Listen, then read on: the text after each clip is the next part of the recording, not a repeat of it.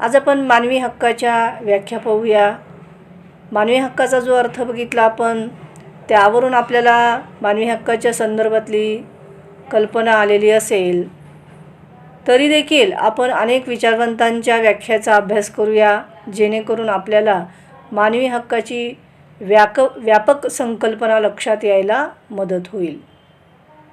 कारण विविध व्याख्यांचा अभ्यास करण्यामागचा आपला उद्देश आहे की ही एक व्यापक संकल्पना आहे. केवळ 2-4 व्याख्येमधून आपल्याला तो अर्थ लक्षात येणार नाही आणि प्रत्येक विचारवंताच्या व्याख्यामध्ये आपल्याला एक नवीन गोष्टींचा त्याच्यामध्ये समावेश झालेला दिसून येतो. एकूणच काय तर मानवी हक्काचं स्वरूप नेमकं काय हे आपल्याला लक्षात यायला मदत होईल आणि ही संकल्पना ही आपल्याला विविध अंगाने समजावून घेण्यास मदत होईल. तर आपण पहिली व्याख्या पाहूया. प्राध्यापक H.J. लास्की यांची आहे. त्यांच्या मते अधिकार म्हणजे सामाजिक जीवनाची अशी परिस्थिती आहे की ज्याशिवाय व्यक्तीला सामान्यतः स्वतःचा सर्वांगीण विकास करून घेणे शक्य होत नाही. म्हणजे लास्की यांचं काय म्हणणं आहे की व्यक्तीला अशी सामाजिक परिस्थिती उपलब्ध झाली पाहिजे की जेणेकरून व्यक्तीला स्वतःची उन्नती करून घेण्याची संधी मिळायला पाहिजे. जसं आपण ज्या ठिकाणी राहतो त्या ठिकाणीची जी सामाजिक परिस्थिती आहे तिथं आपल्याला सगळं जर सुविधा उपलब्ध असतील, संधी जर उपलब्ध असेल तर आपला विकास हा होऊ शकतो. आता उदाहरणार्थ आपण राहतो त्या ठिकाणी जर शाळा महाविद्यालयांची सोय असेल, चांगल्या हॉस्पिटल्सची सोय असेल, चांगल्या रस्त्यांची सोय असेल, सार्वजनिक वाहनांची उपलब्धता ही वारंवार होत असेल, सिनेमागृहे असतील किंवा हॉटेल्स असतील, पोस्ट ऑफिस असेल, बँका असतील, विविध प्रकारची सरकारी कार्यालये असतील, तर काय होतं आपल्याला विकासाला संधी मिळत असते, है ना. नाहीतर आपण कितीही शिकावं म्हटलं आणि मग आपल्याला जर शाळा महाविद्यालय उपलब्ध होत नसतील तर मग आपला विकास होऊ शकणार नाही, है ना. म्हणजे केवळ आपली इच्छा असून उपयोग नाही, तर आपल्याला त्या सुविधा तिथं असणंही गरजेचं आहे, तरच आपला विकास हा होऊ शकेल. म्हणून लास्की यांनी असं म्हटलं की सामाजिक जीवनाची अशी परिस्थिती आहे की जी व्यक्तीला सर्वांगीण विकास साधण्यासाठी उपलब्ध व्हायला पाहिजे, तरच मग आपल्याला मानवी हक्क आहेत. जर आपल्याला शासन त्या सगळ्या वस्तू उपलब्ध करून देत असेल, जे हक्कामध्ये मानलं जातं, जे मूलभूत हक्कामध्ये मानलं जातं, ते जर आपल्याला उपलब्ध करून दिलं तरच काय आहे आपला विकास हा होऊ शकतो आणि त्यालाच हक्क म्हटलेला आहे. जर हे सगळं आता आपल्याला माहिती आहे की आपल्या गावामध्ये किंवा आपल्या शहरामध्ये काय आहेत तर आपल्याला ह्या सगळ्या सोयी उपलब्ध आहेत, है ना. म्हणून आपल्याला त्या हक्कांचा उपभोग घेता येतो, आपल्याला हक्क आहेत. पण जर या सगळ्या सोयीसुविधा इथं उपलब्ध नसत्या तर मग आपल्याला हक्क असून तरी काय उपयोग झाला असता का, आपण त्याचा उपभोग हा घेऊ शकलो नसतो. म्हणून काय आहे तर केवळ हक्क असून उपयोग नाही, तर हक्कांचा उपभोग घेण्यासाठी ज्या गोष्टींची आवश्यकता आहे किंवा जी सामाजिक परिस्थिती आहे ती जर उपलब्ध असेल तर काय होईल, आपण त्याचा उपभोग घेऊ शकतो आणि आपल्याला त्याचे फायदे मिळू शकतात. त्याद्वारे आपण आपला स्वतःचा विकास आणि इतरांचाही विकास करत असतो. दुसरी व्याख्या पाहूया. प्राध्यापक बुजंगे यांची आहे. त्यांच्या मते आपण ज्या समाजाचे घटक असतो त्या समाजाच्या सर्वोच्च कल्याणाच्या दिशेने आपल्या जीवनाचा विकास घडवून आणण्यासाठी आवश्यक असणारी साधने म्हणजे अधिकार होय. म्हणजे ज्या समाजामध्ये आपण राहतो त्या समाजामध्ये आपलं सर्वोच्च कल्याण झालं पाहिजेत, अशी म्हणजे जीवनाचा अशा पद्धतीने विकास घडवून आणण्यासाठी आवश्यक जी साधने आहेत, आता ती साधने आपण पाहिली कोणकोणती साधने आहेत विकासासाठी.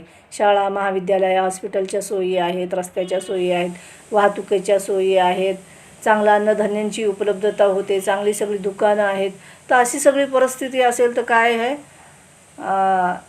तर आपल्या जीवनाचा विकास घडून येऊ शकतो. तर ही सगळी साधने आहेत जीवनाचा सर्वांगीण विकास घडून येण्याच्या दृष्टिकोनातून.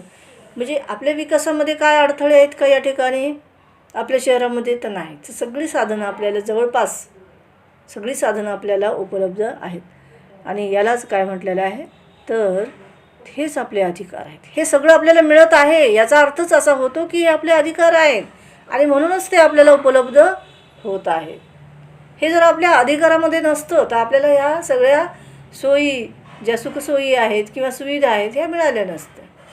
हे सगळं आहे, हे सगळं मिळतं, याचाच अर्थ असा होतो की ते आपला अधिकार आहे, तो आपला हक्क आहे. तिसरी व्याख्या आहे प्राध्यापक T.H. ग्रीन यांची. मानवाच्या आंतरिक विकासासाठी आवश्यक असलेली अशी बाह्य परिस्थिती. आंतरिक विकास मग आपलं काय आहे, आपल्याला काय म्हणजे एखादं काहीतरी दुखणं असेल किंवा एखादी रोगराई झाली असेल तर ती सगळं आपल्याला बाह्य परिस्थिती म्हणजे हॉस्पिटलच्या वगैरे सोयी उपलब्ध असल्या पाहिजेत. आपल्याला आपलं शारीरिक सुदृढता ही सुद्धा आपल्या शरीराची गरज आहे. आणि मग ही कशी पूर्ण होईल तर बाह्य उपलब्ध असलेल्या साधनांच्या माध्यमातूनच ती उपलब्ध होईल. स्वच्छ पाणी, हे सगळं काय आंतरिक मनाचा विकास व्हायचा असेल, शरीराचा विकास व्हायचा असेल तर आपल्याला बाहेरची चांगली परिस्थिती उपलब्ध होणं गरजेचं आहे. आणि हे आपल्याला सगळं चांगल्या पद्धतीने उपलब्ध होत असतं. म्हणून आपण असं म्हणतो की काय आहे, आपल्याला हक्क आहेत आणि म्हणून ते आपल्याला मिळतात. म्हणजे व्यक्तीच्या आंतरिक विकासासाठी बाह्य सामाजिक परिस्थिती योग्य असणं गरजेचं आहे. बाहेरची परिस्थिती जर योग्य नसेल तर आपला आंतरिक विकासामध्ये अडथळे निर्माण होतात. आता उदाहरणार्थ आपला समाज रूढीवादी असेल, सनातनी असेल तर मग आपला आंतरिक विकासही त्याच पद्धतीने होईल. आपल्यामध्ये वैज्ञानिकता येणार नाही, आपल्यामध्ये शास्त्रीयता, आपल्या विचारांमध्ये विवेकता ही निर्माण होणार नाही, आहे की नाही. म्हणून आपल्याला ह्या गोष्टी काय आहेत तर आपल्या आंतरिक विकासासाठी, आंतरिक मनाच्या विकासासाठी बाह्य परिस्थिती ही चांगली उपलब्ध असणं गरजेचं आहे आणि तो आपला हक्क आहे. हे आपल्याला मिळतं आहे म्हणजेच काय, तो आपला हक्क आहे. त्यानंतरची व्याख्या आहे डार्किन या विचारवंताची. डार्किनच्या मते मानव अधिकार हे मानवाला प्राप्त झालेले असे अधिकार आहेत किंवा असतात ज्यांचे सार्वजनिक हितासाठी शासनाकडून सुद्धा उल्लंघन होऊ शकत नाही आणि राष्ट्रीय कायद्याशिवाय ते आपल्याला उपभोगता येतात. आता शासनसुद्धा आपल्या हक्काचं उल्लंघन करू शकत नाही, कारण हक्क आपल्याला शासनाने दिलेले नाहीत तर आपले हक्क आपण जन्मासोबतच घेऊन आलेलो आहोत. हे हक्क आपल्याला निसर्गाने दिलेले नाहीत आणि म्हणून ह्या हक्काचं उल्लंघन शासन करू शकत नाही. पण शासन आपल्या हक्काचं काय करतं, संरक्षण करतं, कारण ते त्याचं कर्तव्य आहे. नागरिकांच्या हक्कांचं संरक्षण करणं हे प्रत्येक राष्ट्राचं कर्तव्य आहे. आणि म्हणून सार्वजनिक हिताची जी कामं असतात, शासनामार्फत जी चालत असतात, त्यासाठी सुद्धा शासन आपल्या हक्कांचं उल्लंघन करू शकत नाही. आता उदाहरणार्थ सार्वजनिक बांधकामं असतील किंवा तलावाची निर्मिती असेल किंवा शासनाला एखादा सार्वजनिक उपक्रम राबवायचा असेल तर अशा वेळेस शासनाला जमिनीची गरज असते. मग अशा वेळेस भूसंपादनाची प्रक्रिया ही शासनामार्फत चालू होते. मग काही शेतकऱ्यांकडून जमिनी संपादित केल्या जातात किंवा एखाद्या जमिनीच्या मालकाकडून त्याची जमिनी हस्तगत केली जातात. परंतु ह्या जमिनी संपादन करणं किंवा भूसंपादन करणं हे इतकं सोपं कार्य नाही. तर शासनाला ते रीतसर हे काम करावं लागतं आणि त्या संबंधित व्यक्तीला किंवा शेतकरीला त्या जमिनीची बाजारातली किंमत ही द्यावी लागते. म्हणजे शासन आहे म्हणजे शासनाला कसंही वागता येत नाही, शासनाला लोकांच्या हक्कांचं उल्लंघन करता येत नाही. बरं, त्याचे सार्वजनिक हित आहे म्हणजे शासन ही सार्वजनिक हिताची कामं कोणासाठी करत असतं तर जनतेसाठी, नागरिकांसाठीच करत असतं. पण नागरिकांना मात्र शासनाला त्याची नुकसान भरपाईही देणं भाग पडतं. यानंतरची पुढची व्याख्या आहे डेव्हिल स्लेबार्ड यांची. यांच्या मते मानव अधिकार संसारातील समस्त व्यक्तीस प्राप्त आहेत कारण ते स्वतःच मानवीय आहेत. ते निर्माण केले जाऊ शकत नाहीत आणि ते खरेदीही केले जाऊ शकत नाहीत. ते निविदात्मक प्रक्रियेपासून मुक्त असतात. मानव अधिकार काय आहेत, ते खरेदी करता येत नाहीत आणि विकताही येत नाहीत. का तर ते निसर्गाने निर्माण केलेले आहेत. त्यामुळे ह्या प्रक्रियेपासून ते दूर असतात. असे ज्या ज्या गोष्टी आहेत ज्या खरेदी करत नाहीत, आपण विक्री करत नाहीत, ते काय तर आपले हक्क आहेत. आपले हक्क आपण कोणाला विकू शकत नाहीत आणि कोणाचे हक्क आपण विकतही घेऊ शकत नाही. म्हणून ते काय आहेत तर मानवी हक्क आहेत. तर अशा एक वेगळा म्हणजे अर्थ सांगण्याचा प्रयत्न डेव्हिड स्लेबार्ड यांनी केलेला आहे. यानंतर आहे ए सईद यांची व्याख्या. मानवी अधिकाराचा संबंध व्यक्तीच्या अस्तित्वाशी आहे. तसेच आत्मसन्मानाची ही व्यक्तिगत ओळख स्वतंत्रतेला रेखांकित करते. तसेच ही अधिकाराची भावना मानव समाजास पुढील पाऊल टाकण्यास प्रेरित करत असते. त्यानंतर आहे R.J. विन्सेंट यांची व्याख्या. मानव अधिकार ते अधिकार आहे जे प्रत्येक व्यक्तीला व्यक्ती असल्यामुळे प्राप्त होत असतात. अतिशय सोपी व्याख्या आहे. हे हक्क केवळ आपण व्यक्ती आहोत म्हणून आपल्याला प्राप्त आहे. आपलं जर इतर रूप असतं तर आपल्याला हे हक्क प्राप्त झाले नसते. यानंतरची आहे रँडम विश्वकोशानुसार. मानव अधिकार म्हणजे व्यक्तीला जन्माने प्राप्त झालेले अधिकार जे व्यक्तीला आत्मसन्मानाने जगण्यासाठी आवश्यक असतात. म्हणजे हे हक्कामध्ये काय सामावलेलं आहे तर आपला आत्मसन्मानसुद्धा सामावलेलं आहे, आपली प्रतिष्ठासुद्धा सामावलेली आहे हक्कांमध्ये. आणि त्यामुळे काय होतं तर आपल्याला समाजामध्ये मान सन्मान प्रतिष्ठा लाभण्यास मदत होत असते. आणि अशा ज्या गोष्टी आहेत त्यालासुद्धा हक्क असं म्हटलं जातं.